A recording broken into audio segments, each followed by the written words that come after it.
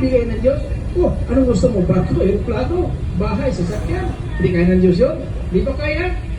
Pero unahin mo lang ang kaharian, ang paghanap ng salita ng Diyos. Ibig ba tayo? May sabi sa Lord. Yung ibig sabihin na dapat ito, pag-asa natin ito po, kabilang na tayo dito. Amen? Kasi bautismado na tayo.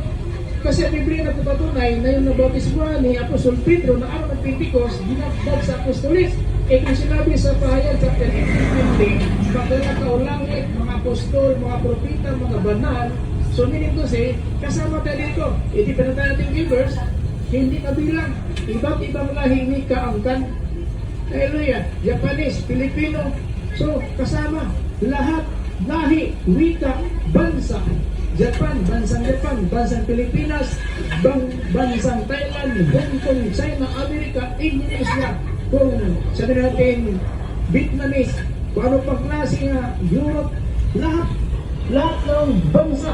Kasama rito na kita apostolwan. Pero hindi po lahat sa isang bansa ay maligtas. Bawat bansa, mayroon talagang nakita ng apostolwan. Lahat ng bansa, Pilipino tayo, bansang Pilipinas, kasama tayo dito. Amen? Lahat ng bansa, Pilipinas, at kasama dito. Japan, kasama. Ang dami mga cases sa Japan. Oh, kung makatok pa sa bahay natin, pabalik-balik pa.